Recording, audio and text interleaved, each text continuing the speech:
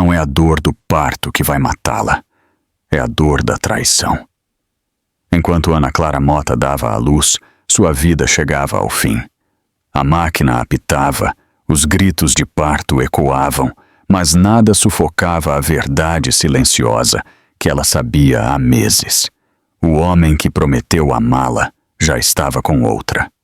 E a amante Beatriz sorria triunfante, esperando o momento de herdar uma vida que ela nem sequer conquistou. Mas o que ela não sabia era que um jogador muito mais poderoso, um inimigo antigo com uma dívida a ser paga, estava observando das sombras, pronto para virar o jogo por completo. A sala de parto esterilizada do Hospital Santa Cecília, em São Paulo, ecoava um zumbido indiferente. Para Ana Clara Motta, era a sinfonia do fim de seu mundo e do começo de outro. O suor escorria de sua testa, grudando os fios de cabelo loiro em suas têmporas. Cada músculo gritava em agonia, mas seu foco era singular, sua determinação absoluta. Ela estava trazendo seus filhos, seus gêmeos, ao mundo. Seu marido, Roberto Soares, estava ao seu lado, a mão repousando frouxamente na dela. Ele sussurrava palavras que deveriam ser de encorajamento, mas soavam vazias, distraídas. Você está se saindo bem, querida. Quase lá. Ana Clara apertou a mão dele, uma onda de adrenalina lhe dando um momento de clareza lúcida. Ela olhou nos olhos dele, bonitos e familiares, e viu um estranho. Ela viu o brilho da tela do celular dele, o leve, quase imperceptível, sentimento de culpa que ele tentou esconder. Ela sabia há meses. As noites em que ele inventava reuniões urgentes, o perfume estranho em seus ternos, a distância fria que se instalara entre eles na cama. Ela sabia sobre Beatriz Lima. Ela havia ficado não por fraqueza, mas pelas duas vidas que cresciam dentro dela. Ela tinha um plano, uma última e desesperada contingência para a qual ela orava para nunca precisar. Roberto, ela ofegou, a voz rouca. Olhe para mim. Ele se encolheu assustado com a intensidade dela e finalmente a encarou. Prometa-me, ela ofegava, a próxima contração a dominando. Prometa-me que você os protegerá, sempre, não importa o quê. Claro, Ana Clara, claro que eu prometo, ele disse rapidamente, as palavras um bálsamo apaziguador e sem substância. Mas ela não havia terminado. Prometa-me em nome de seu pai, Carlos Augusto Soares. Jure-me que eles serão sua única prioridade. Ele hesitou. A menção de seu falecido e honrado pai era um golpe baixo, uma tática de um tempo em que eles ainda compartilhavam uma bússola moral. Eu juro, Ana Clara. A voz do médico cortou o torpor. Certo, Ana Clara. Mais um grande empurrão. Preciso de tudo o que você tem. Com um grito que era parte dor e parte rugido primitivo, ela deu sua última gota de força. A sala foi subitamente preenchida com o choro agudo de um recém-nascido, rapidamente seguido por outro. Um menino e uma menina, a enfermeira anunciou, sua voz um farol de alegria na sala que rapidamente escurecia. Eles são perfeitos. Um sorriso fraco e belo tocou os lábios de Ana Clara, enquanto as enfermeiras colocavam os pequenos pacotes embrulhados em seu peito. Um filho, Pedro. Uma filha, Sofia. Seu olhar os absorveu, memorizando cada minúsculo traço. Ela viu um futuro para eles, uma vida da qual ela não faria parte. Ela olhou além de Roberto, seus olhos fixos na parede branca e estéril, como se pudesse ver através dela para uma pessoa a quilômetros de distância. Um apelo silencioso, uma última oração desesperada deixou sua alma.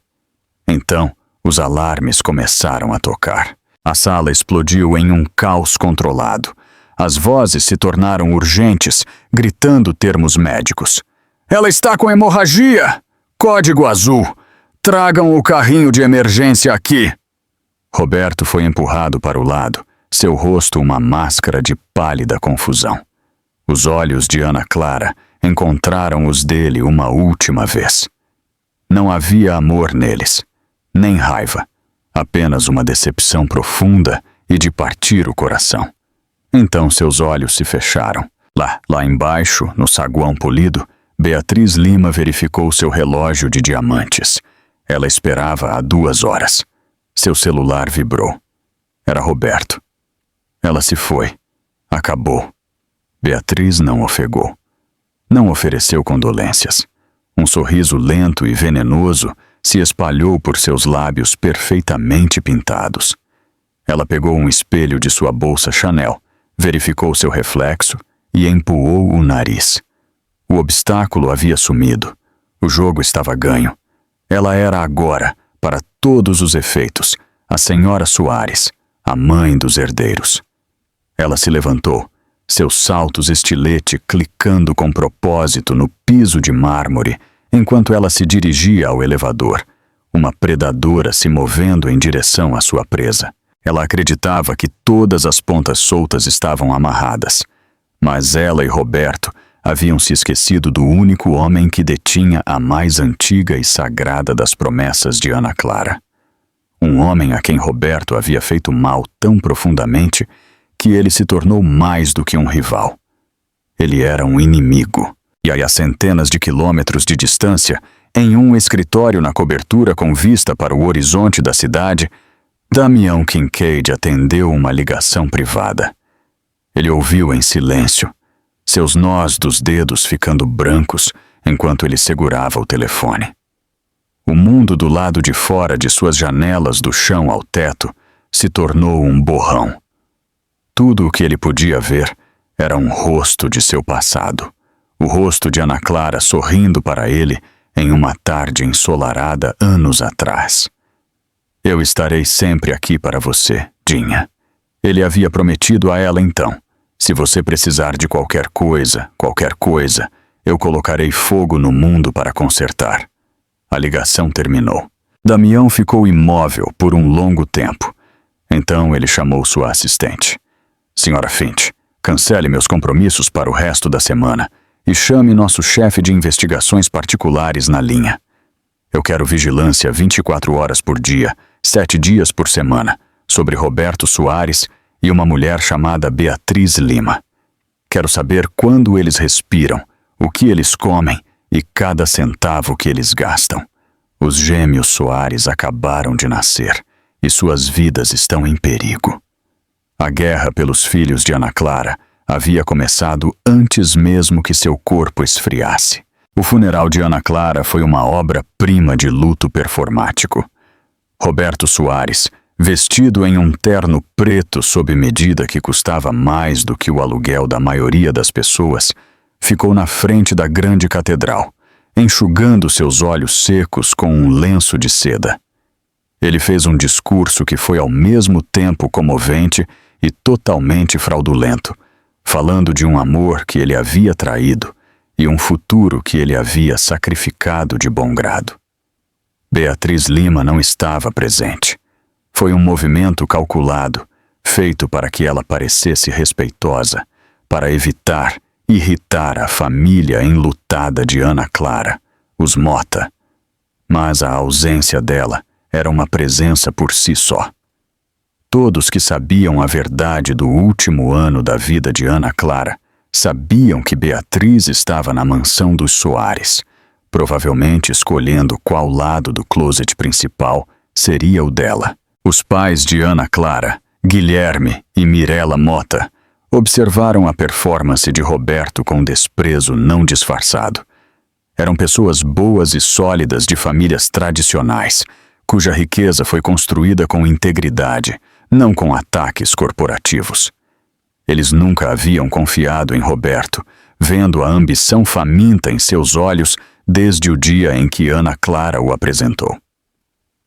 Agora, seus piores medos se concretizaram e sua filha se foi. Após a cerimônia, na mansão Soares que Ana Clara havia herdado e decorado com carinho, Guilherme Mota encurralou Roberto na biblioteca. Isso é uma desgraça, Guilherme disse, sua voz baixa e trêmula de raiva. Você fica aí e elogia ela enquanto sua amante espera na cama dela. A máscara de luto de Roberto escorregou, revelando um lampejo de petulância. Você não vai falar de Beatriz desse jeito. Esta é a minha casa agora. Esta é a casa de Ana Clara. Mirella interveio, seu rosto pálido, mas seus olhos queimando com a fúria de uma mãe. E essas crianças, os filhos dela, são Mota. Eles não serão criados por essa mulher. Eles são Soares, Roberto retrucou, sua voz subindo. E eles são meus filhos. Você vai se lembrar do seu lugar. Vocês são avós, nada mais. As linhas de batalha foram traçadas. Nas semanas que se seguiram, Beatriz se mudou oficialmente. Seus móveis modernos e berrantes começaram a substituir as peças elegantes e clássicas de Ana Clara. A casa, que era quente e acolhedora, começou a parecer um showroom frio e estéril. Os gêmeos, Pedro e Sofia, foram relegados ao berçário no segundo andar, cuidados por uma equipe rotativa de babás. Beatriz não tinha interesse nas realidades da maternidade. Ela gostava da ideia, do status que conferia, da forma como solidificava sua posse sobre a fortuna dos Soares. Ela posava para fotos com os bebês, imagens cuidadosamente curadas para as mídias sociais que a retratavam como a madrasta amorosa e enlutada que havia assumido desinteressadamente. As legendas, escritas por um assistente de relações públicas, eram cheias de hashtags como "um novo começo corajoso" e "honrando sua memória".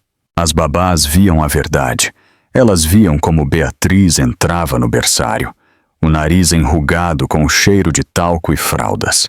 Elas viam como ela segurava Sofia à distância, reclamando que a menina poderia vomitar em sua blusa de seda. Elas a ouviam se referir ao choro de Pedro como um barulho irritante. Uma babá, uma mulher de meia-idade chamada Senhora Gama, que havia trabalhado com a família de Ana Clara por anos e tinha sido contratada antes da morte dela, observava com crescente horror. Ela via Roberto, um homem completamente castrado pela ambição de Beatriz, se tornar um fantasma em sua própria casa. Ele raramente via as crianças. O trabalho se tornou sua desculpa, mas a Senhora Gama sabia que ele estava simplesmente evitando os pequenos rostos acusadores que se pareciam tanto com a mãe. Enquanto isso, Damião Kincaid era um fantasma reunindo suas forças. Sua equipe de investigação trabalhava silenciosamente, eficientemente. Eles compilaram um dossiê que ficava mais espesso a cada dia. Detalharam a precária situação financeira de Roberto. Ele havia alavancado a Soares Indústrias ao máximo em empreendimentos arriscados, contando em herdar a fortuna estável de Ana Clara para salvá-lo. O dossiê documentava o histórico sórdido de Beatriz, uma sequência de homens casados e ricos, processos judiciais resolvidos extrajudicialmente, uma vida construída sobre sedução calculada. O mais condenatório, eles haviam colocado escutas na casa. Damião ouvia as gravações de áudio brutas e sem censura do berçário e do quarto principal, sua mandíbula se apertando a cada dia que passava. Ele ouviu Beatriz arrulhando para Roberto uma noite, sua voz como mel envenenado. "Querido, o fundo Mota está parado lá. Precisamos acessá-lo. Pense na expansão que poderíamos fazer. Poderíamos triplicar tudo." "É para as crianças, Beatriz", Roberto resmungou, um raro lampejo de consciência. "Está bloqueado até que eles completem 21 anos. "Detalhes, detalhes", ela ronronou. "Advogados podem encontrar brechas. A menos que, é claro, as crianças não estejam sob nossos cuidados. É isso que os pais dela querem, não é? Pegar eles e o dinheiro para longe de nós." Damião ouviu a negligência em tempo real. Ele ouviu os bebês chorando por longos períodos antes que uma babá fosse autorizada a cuidar deles, porque Beatriz estava tirando uma soneca ou em uma ligação importante. Ele ouviu Beatriz dizendo a seus amigos durante um almoço com champanhe que os gêmeos eram um acessório lamentável, mas necessário. A peça final do quebra-cabeça para Damião foi entender os últimos dias de Ana Clara. Ele usou seus contatos para falar discretamente com uma das enfermeiras que estivera na sala de parto. A enfermeira, hesitante a princípio, finalmente confidenciou o que havia testemunhado. O marido dela, ele mal estava presente. A enfermeira recordou. Ele estava no telefone o tempo todo. E a senhora Mota, logo antes do fim, ela sabia que estava morrendo. Ela olhou para ele nos olhos e o fez jurar que os protegeria. A expressão no rosto dela não era medo, era determinação, como se ela estivesse definindo a peça final de um plano. Um plano. A mente de Damião disparou. Ana Clara havia sido brilhante, estratégica. Ela tinha que ter sabido que Roberto quebraria sua promessa. Ela devia ter criado uma segurança. Seus investigadores logo a encontraram. Ana Clara se encontrou com seu advogado pessoal, um homem separado dos principais advogados da família Soares, 3 vezes no mês antes de dar à luz. O advogado, um cavalheiro à moda antiga chamado Dr. Aguiar, era notoriamente discreto. Damião fez uma ligação. Ele não ameaçou ou bajulou. Ele falou de sua longa história compartilhada com Ana Clara, de uma amizade que antecedeu Roberto Soares em uma década. Ele falou da promessa que havia feito a ela. Eu acredito que Ana Clara deixou instruções para uma situação exatamente como esta, Damião disse, sua voz calma e firme. Eu acredito que ela me nomeou. Eu preciso saber se estou certo, Dr. Aguiar. Houve uma longa pausa do outro lado da linha. As instruções da minha cliente foram muito específicas, o advogado finalmente disse, sua voz pesada com significado. Certas condições devem ser atendidas antes que a evidência de inaptidão parental deve ser absoluta e irrefutável e deve ser apresentada em um ambiente legal formal. Damião entendeu perfeitamente. Ana Clara não havia apenas deixado uma nota. Ela havia construído uma arma e ela exigia uma chave específica para destravá-la. O tribunal. Então um ambiente legal formal é o que eles terão, Damião disse. Sua estratégia mudou. Ele não apenas observaria mais. Ele começaria a empurrar as peças pelo tabuleiro, forçando Roberto e Beatriz para uma armadilha projetada por Ana Clara. Ele fez com que seus investigadores vazassem uma dica anônima para a equipe jurídica dos Mota, uma dica sobre as graves dívidas comerciais de Roberto. Foi o primeiro movimento, o que levaria os avós a protocolar uma petição formal de custódia, iniciando a batalha legal de que Damião precisava para fazer seu movimento final. A sombra no berçário estava prestes a entrar na luz. A petição de custódia de Guilherme e Mirella Mota pousou como uma declaração de guerra. Roberto, estimulado por uma furiosa Beatriz, reagiu com a arrogância previsível. Ele contratou uma equipe de advogados inescrupulosos e caros, conhecidos por suas táticas de terra arrasada. Como eles ousam! Beatriz gritou, andando pela sala de estar de mármore, um cômodo que ainda parecia o de Ana Clara, apesar de seus melhores esforços. Eles estão tentando roubar nossos filhos, nosso dinheiro. A escorregada foi reveladora. Eles não têm base, Roberto disse, tentando parecer confiante. Eu sou o pai deles. O tribunal nunca tirará os filhos de um pai. Não seja tolo, Roberto. Ela retrucou. Sua posição é tão forte quanto sua imagem. E agora nossa imagem precisa ser polida. Assim começou a grande farsa. Beatriz Lima, a mulher que considerava os gêmeos um incômodo, se transformou em um exemplo de virtude maternal. Um fotógrafo de ponta foi contratado para capturar momentos de ternura. Beatriz lendo para um Pedro perplexo, Beatriz embalando suavemente uma Sofia adormecida, Roberto e Beatriz posando como uma unidade familiar nos jardins bem cuidados. As fotos foram estrategicamente divulgadas para veículos de mídia simpáticos e inundaram suas mídias sociais. A narrativa que eles criaram era trágica e convincente. Um pai enlutado encontra um novo amor com uma mulher que adora seus filhos sem mãe, apenas para ser perseguido por sogros amargos e controladores que não conseguem aceitar sua felicidade.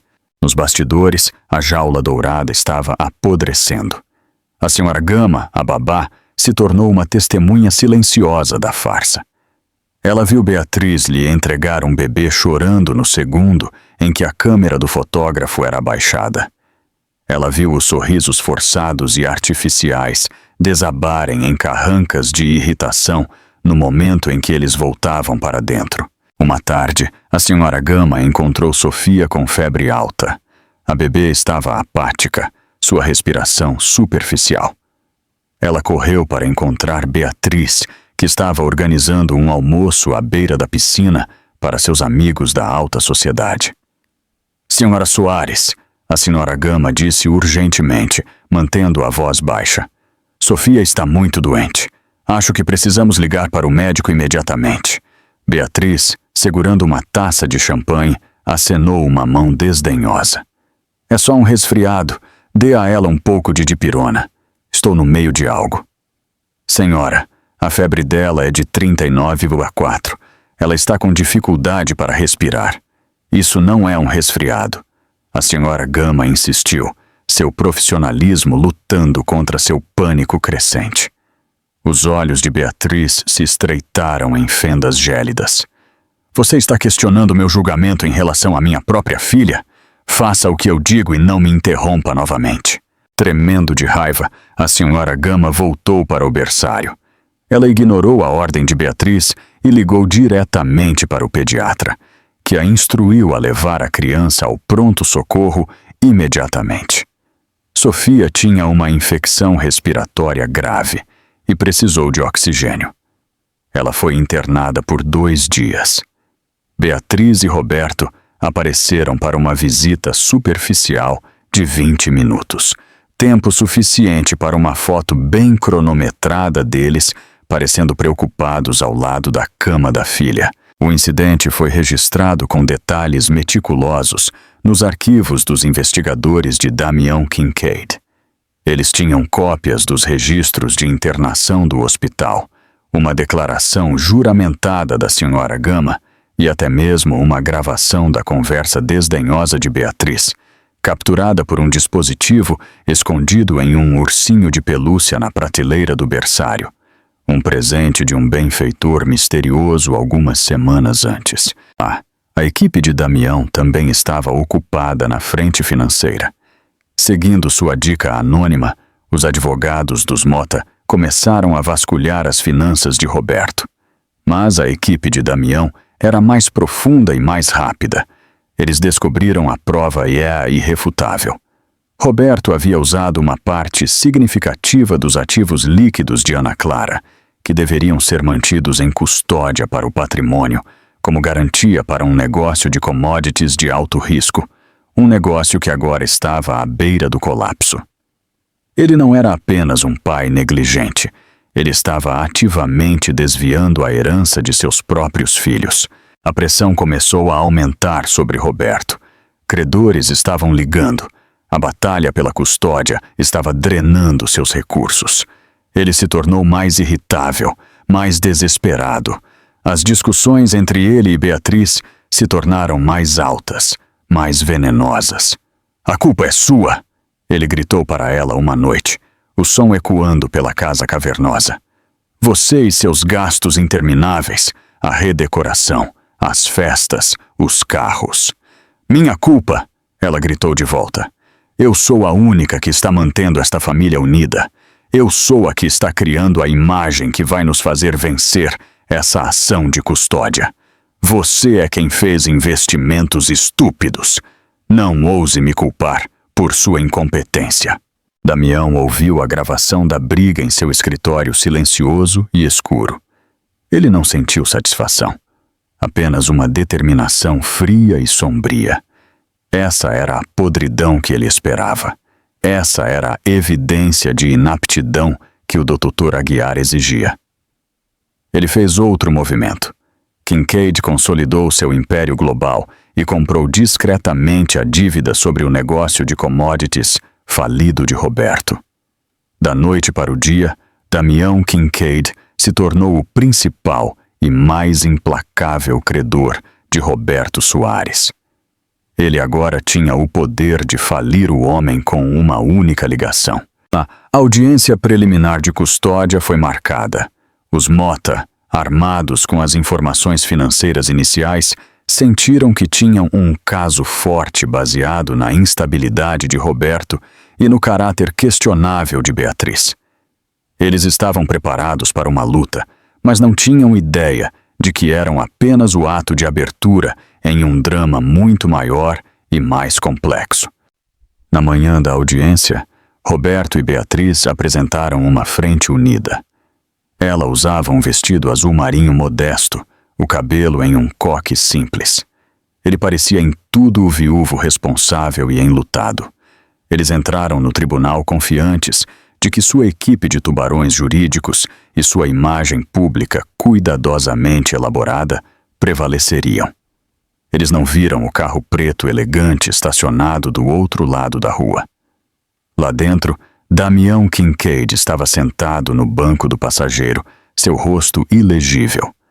Ao seu lado, sua advogada principal, uma mulher formidável chamada Evelyn Finch, revisava uma pasta grossa de couro. "Todas as peças estão no lugar", ela disse, sua voz nítida.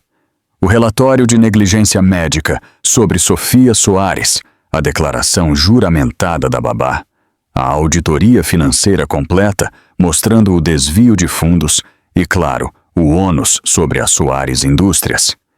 Ele está encurralado." Damião olhou para as portas do tribunal. "Ana Clara não queria que ele estivesse encurralado", ele disse, sua voz baixa. "Ela queria que ele fosse exposto. Ela queria que a verdade fosse uma avalanche que o enterrasse. Deixe os Mota falarem primeiro. Deixe Roberto e Beatriz ficarem confortáveis. Deixe-os mentir sob juramento. Entraremos quando a arrogância deles estiver em seu pico absoluto." Ele não era apenas um empresário executando uma aquisição. Ele era um protetor, cumprindo um voto sagrado. E o tribunal estava agora em sessão. A atmosfera dentro da sala de varas de família 3B era densa de tensão. Era uma pequena sala com painéis de madeira que parecia sufocantemente íntima para a magnitude do drama que se desenrolava. Guilherme e Mirella Mota sentaram-se a uma mesa com seu advogado, seus rostos marcados por uma mistura de luto e determinação férrea. Na mesa oposta, Roberto Soares e Beatriz Lima sentaram-se eretos, projetando uma aura de inocência injustiçada. O advogado principal deles, um homem liso e de cabelos grisalhos, chamado Mitchell Crane, exalava uma confiança oleosa. A audiência começou, presidida pela juíza Mariane Ribeiro, uma mulher com reputação de ser afiada, direta e com pouca paciência para teatralidades. O advogado dos Mota, um homem metódico chamado Dr. Dias, apresentou seu caso primeiro. Ele falou do profundo amor de seus clientes por seus netos e da preocupação com o bem-estar das crianças. Ele apresentou evidências da imprudência financeira de Roberto, mostrando extratos bancários e acordos de empréstimo que pintavam o quadro de um homem em espiral de dívidas. "Meritíssima", Dias argumentou, "a instabilidade financeira do Sr. Soares cria um ambiente instável para essas duas crianças. Ele está liquidando ativos que deveriam ser preservados para o futuro deles para financiar um estilo de vida luxuoso e cobrir perdas de negócios especulativos." Mitchell Crane rebateu suavemente. "Meritíssima, meu cliente é um empresário astuto navegando em um mercado difícil.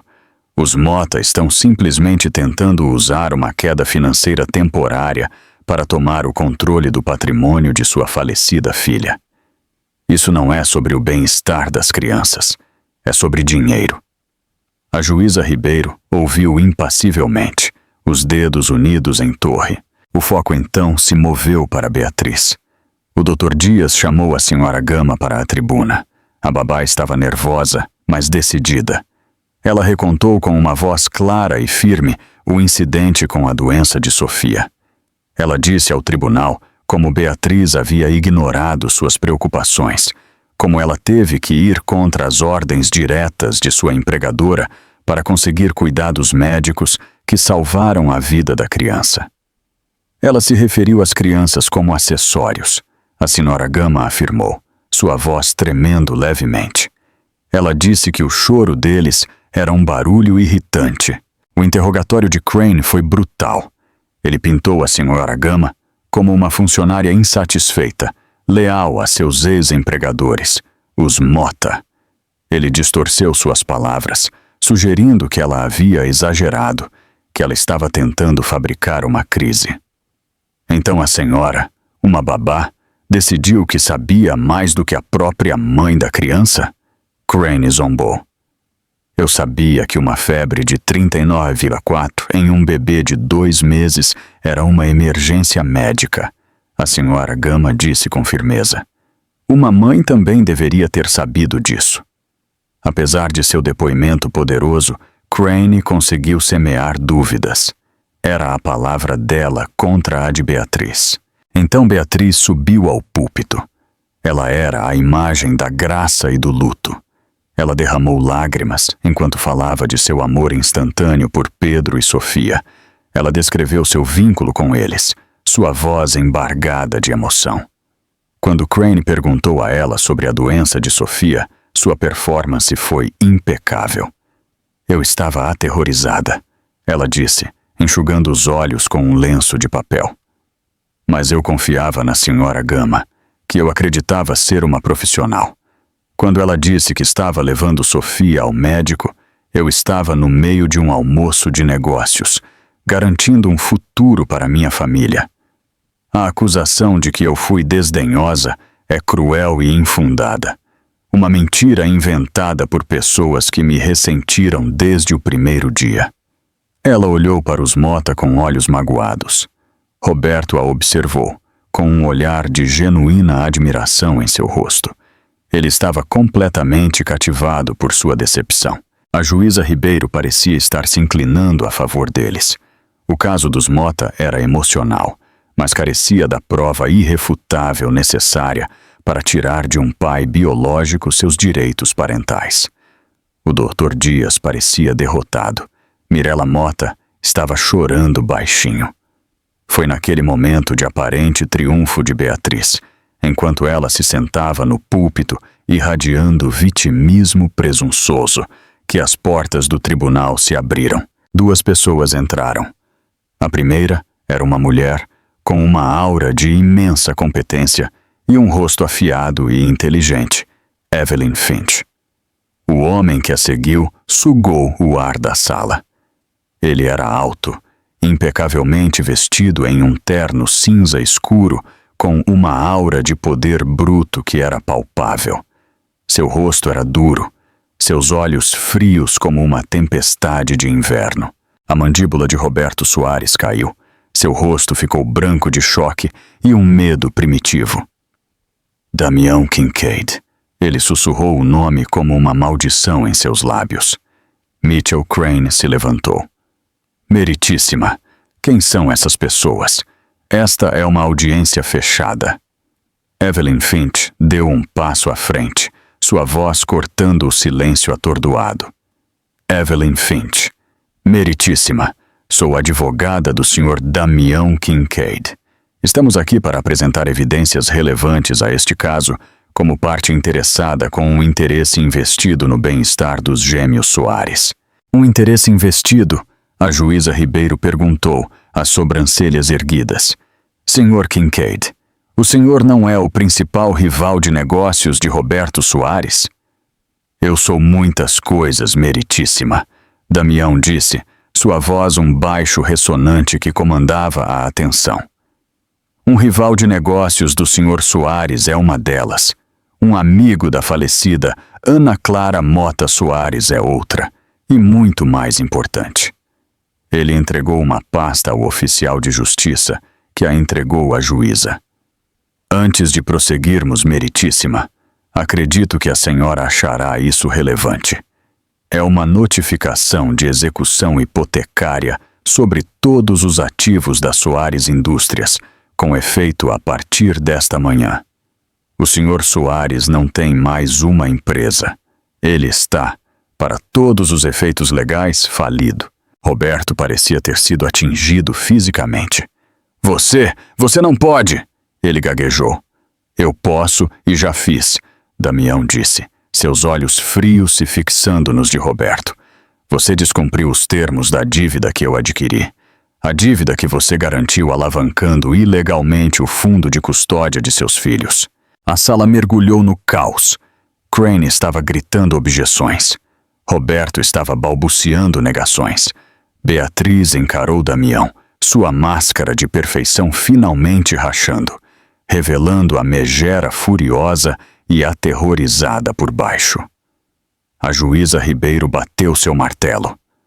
Silêncio! Ordem em meu tribunal! Quando a sala se acalmou, ela olhou para a pasta, depois para Damião. Isso é altamente irregular, Sr. Kincaid. A vida de Ana Clara Soares foi altamente irregular, meritíssima. Finch afirmou calmamente, assim como as circunstâncias da vida de seus filhos. Temos mais evidências que não deixarão dúvidas quanto ao caráter das pessoas que buscam a custódia destas crianças. Finch colocou um pequeno gravador digital em sua mesa. Temos gravações de áudio, meritíssima. Gravações de dentro da casa Soares. Gravações da Sra. Lima se referindo aos gêmeos como acessórios. Gravações dela e do Sr. Soares discutindo sua intenção de encontrar brechas para drenar o fundo de custódia das crianças. Gravações da própria conversa no dia em que Sofia Soares foi hospitalizada, onde a Sra. Lima chamou a doença do bebê de um barulho irritante e se recusou a chamar um médico. Beatriz se levantou. Mentiras! Elas são falsas! São inadmissíveis! São mesmo, Sra. Lima? Finch perguntou, sua voz perigosamente suave.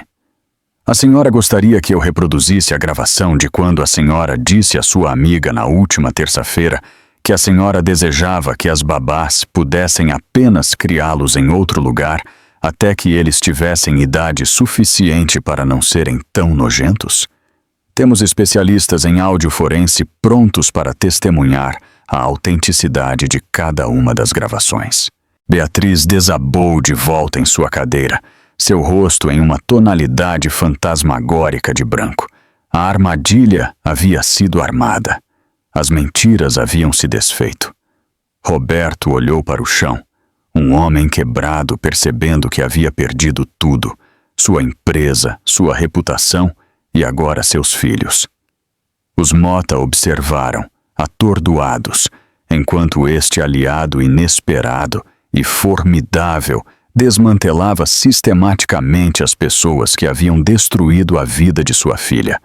Mas nem mesmo eles tinham ideia da revelação final e impressionante que Damião Kincaid estava prestes a entregar. O tribunal era uma tumba. O ar, antes crepitante com a disputa legal, agora era pesado com o silêncio da devastação total. Beatriz Lima não era mais uma Madonna em luto, mas um animal encurralado, seus olhos correndo em busca de uma rota de fuga que não existia. Roberto Soares era uma casca vazia, os fios de sua existência de marionete finalmente cortados. A juíza Ribeiro, seu rosto uma máscara sombria, olhou de seu banco para os destroços de suas vidas. A Sra. Finch reproduziu a gravação do dia em que a criança foi levada ao hospital. Evelyn Finch apertou um botão. A voz de Beatriz, clara e nítida, preencheu a sala. É só um resfriado. Dê a ela um pouco de dipirona. Estou no meio de algo. Você está questionando meu julgamento em relação à minha própria filha? Faça o que eu digo e não me interrompa novamente. Um suspiro coletivo ecoou na pequena plateia. Mirella Motta cobriu a boca, seus ombros tremendo. A crueldade fria e desdenhosa no tom de Beatriz era inegável.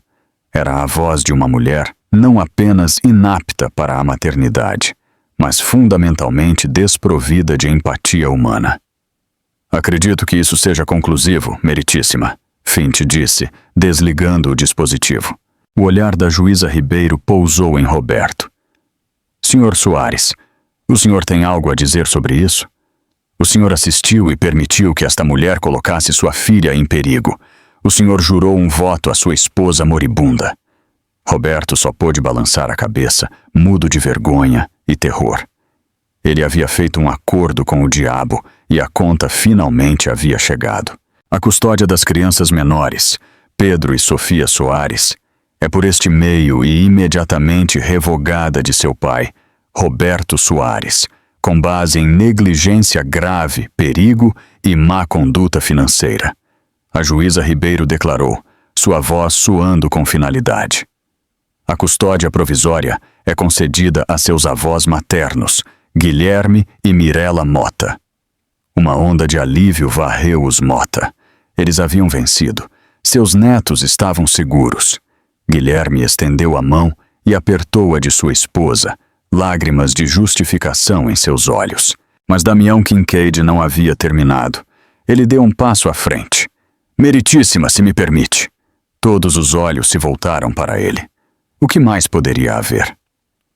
Os Motta são pessoas boas e amorosas, Damião disse, sua voz mais suave agora, tingida com uma tristeza profunda e ressonante. E eles proporcionarão um lar seguro para as crianças. Mas Ana Clara tinha uma última provisão.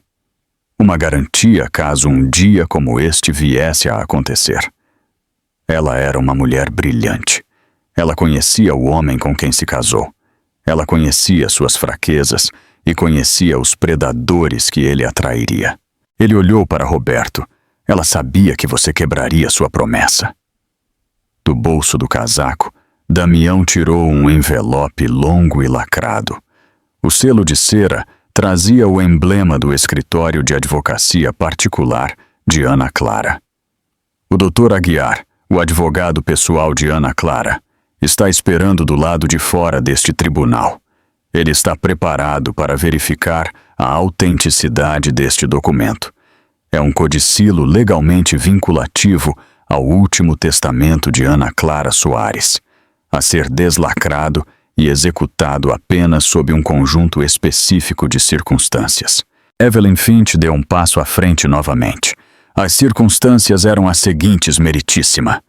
No caso de meu marido, Roberto Soares, ser considerado legalmente inapto como pai e uma ordem judicial formal revogar sua custódia de meus filhos. Essas condições foram atendidas há aproximadamente 2 minutos.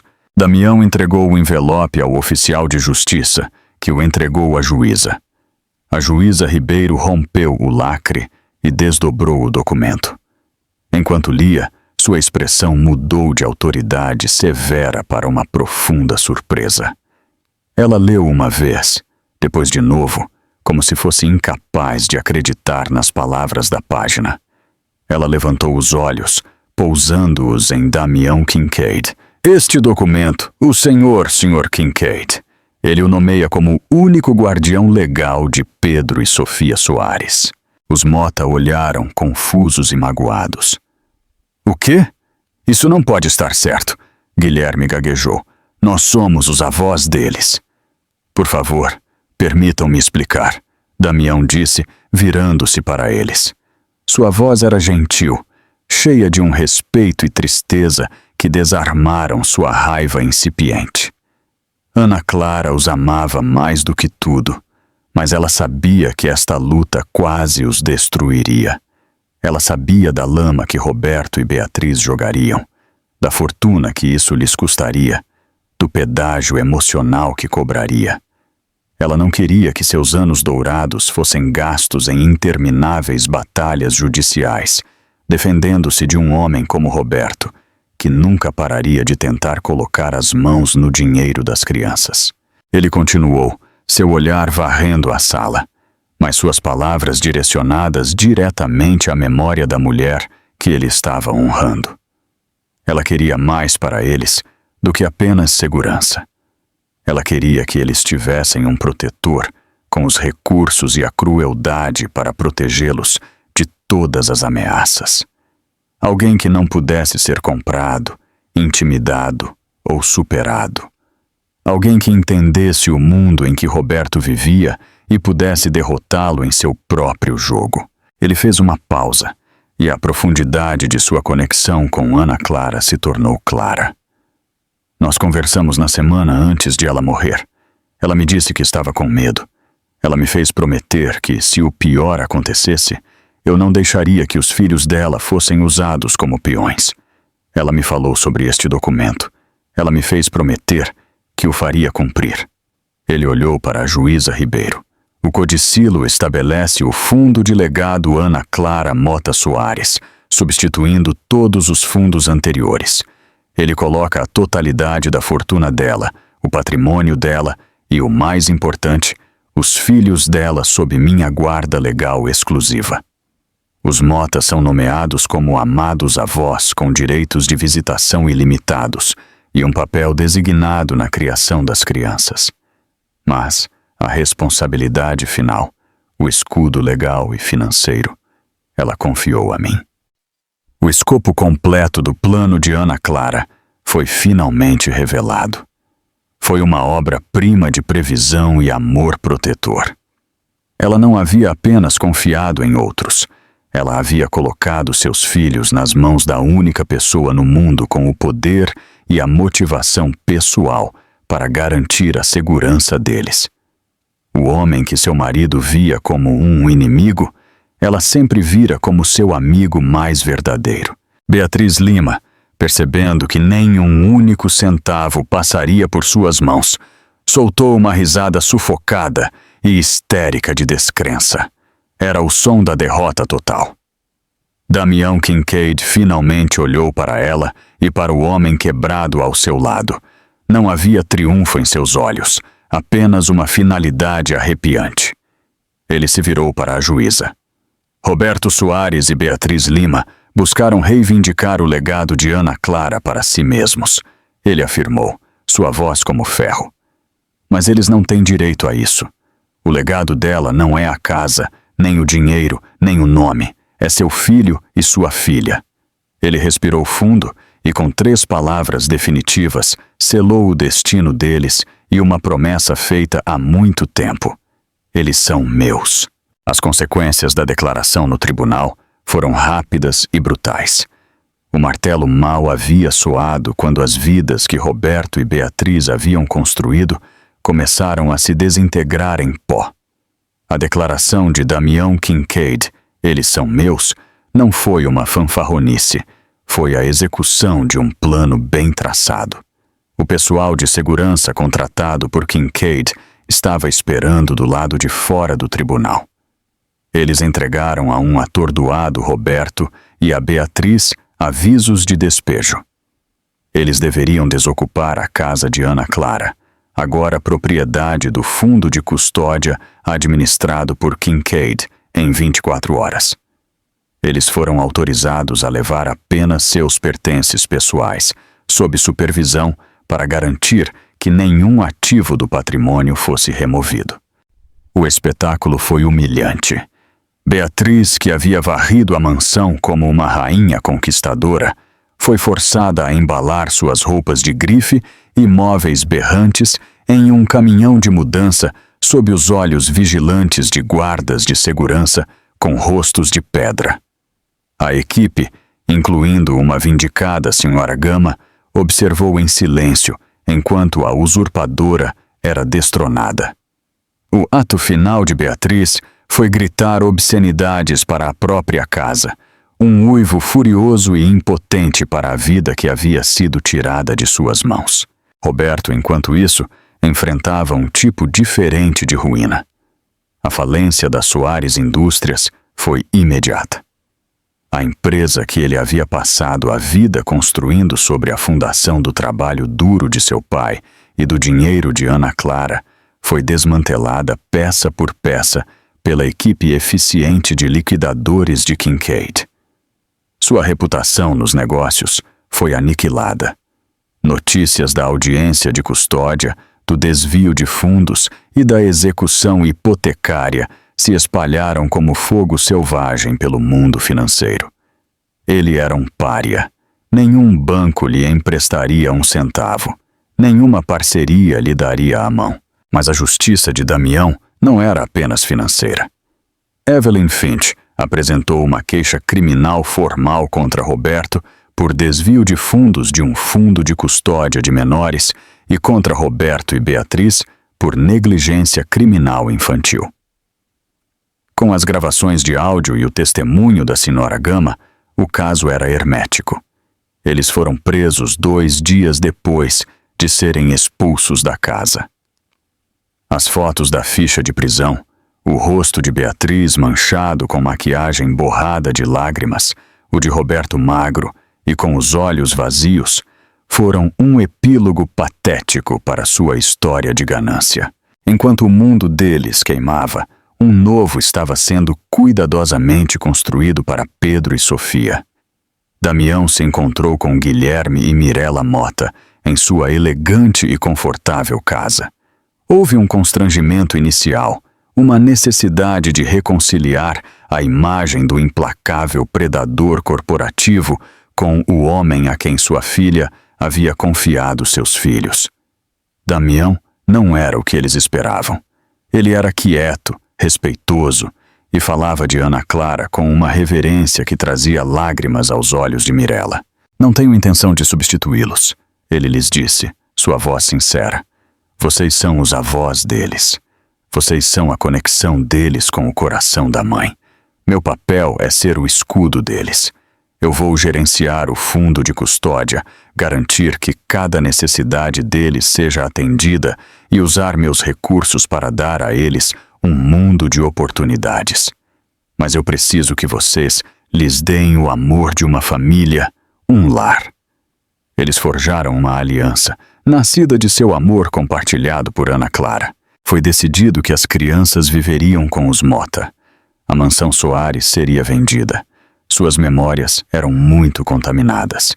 Uma parte dos rendimentos do fundo de custódia seria usada para adicionar uma ala de berçário de última geração à casa dos Mota. A Senhora Gama foi contratada de volta, agora respondendo a Mirela, seu salário pago pelo fundo que Damião administrava. Damião mesmo era uma presença constante, embora discreta. Ele não tentou desempenhar o papel de pai. Ele era algo mais, um guardião, um protetor. Ele visitava toda semana, não com alarde, mas com uma intensidade silenciosa. No início, ele simplesmente ficava ao lado dos berços deles, observando-os dormir, uma mistura complexa de tristeza e determinação em seu rosto. Ele estava cumprindo sua promessa, e o peso dela era imenso. Conforme eles cresceram de bebês a crianças pequenas, ele se tornou tio Damião. Ele foi quem montou seus fundos universitários impenetráveis. Ele foi quem garantiu que sua equipe de segurança os mantivesse sempre seguros. Ele foi quem, no aniversário da morte de Ana Clara, levava os Mota e as crianças a um jardim particular e tranquilo que ele havia construído em sua memória, um lugar de paz, longe do brilho severo do mundo. O mundo de Roberto e Beatriz se tornou um conto de advertência distante. O julgamento deles foi rápido. Roberto, enfrentando evidências avassaladoras, aceitou um acordo judicial, recebendo uma sentença de 5 a 7 anos por seus crimes financeiros.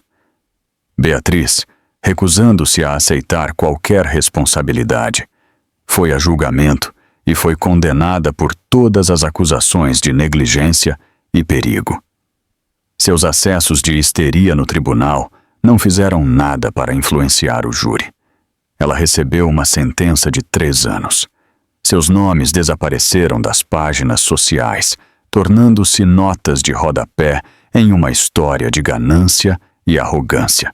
Damião nunca falou deles. Seu foco estava sempre no futuro, nas 2 vidas que ele havia jurado proteger. Ele encontrou um propósito além da sala de reuniões e das planilhas de balanço.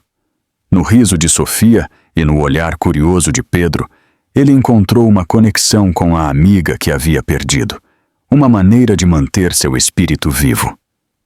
Ele havia derrubado o falso império de mentiras e dívidas de Roberto Soares, e das cinzas, ele estava ajudando os Mota a nutrir algo real e duradouro, o verdadeiro legado de Ana Clara. 5 anos se passaram.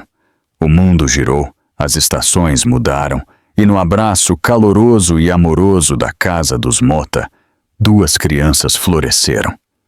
Pedro era um menino pensativo e quieto, com os olhos gentis de sua mãe, e uma mente surpreendentemente brilhante para quebra-cabeças e padrões.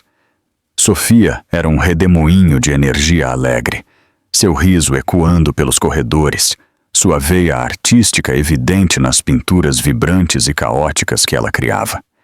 Eles conheciam sua mãe Ana Clara através das histórias que seus avós contavam, através das inúmeras fotografias que Mirella havia colocado pela casa e através da atmosfera gentil e amorosa que ela havia inspirado. Eles conheciam Roberto Soares apenas como um nome, um fato biológico que eles eram jovens demais para compreender. Beatriz Lima não existia em seu mundo. A família deles era seus avós carinhosos e a figura formidável, mas gentil, do tio Damião. Damião Kincaid também havia mudado. As arestas duras que o definiam no mundo corporativo se suavizaram sempre que ele estava com as crianças. Ele ainda era um titã da indústria, um nome que comandava respeito e medo, mas agora ele programava seus negócios globais em torno de formaturas da pré-escola e jogos de futebol. Ele ensinou Pedro a jogar xadrez pacientemente, explicando a estratégia por trás de cada movimento. Ele ficou sentado por horas enquanto Sofia pintava seu retrato, sem nunca reclamar das manchas de tinta roxa que ela inevitavelmente deixava em seu terno de $1000. Em uma tarde ensolarada, Damião estava no jardim com os Mota, observando os gêmeos perseguirem borboletas pelo gramado. Pedro, em um momento de contemplação tranquila, se aproximou e sentou-se ao seu lado no banco. "Tio Damião", ele perguntou, seu pequeno rosto sério. "A vovó disse que você era o melhor amigo da minha mamãe." O ar preso na garganta de Damião. Ele olhou para o menino, uma fusão perfeita da mulher que ele havia valorizado e do homem que ele desprezava, e viu apenas ela. "Sim, Pedro", ele disse, sua voz embargada de emoção. Ela era a melhor amiga que uma pessoa poderia ter. Você prometeu a ela que cuidaria de nós?" "Eu prometi", Damião respondeu, colocando a mão no pequeno ombro do menino. "Foi a promessa mais importante que eu já fiz." Sofia, abandonando sua perseguição à borboleta, correu e subiu no colo de Damião, envolvendo os braços em seu pescoço.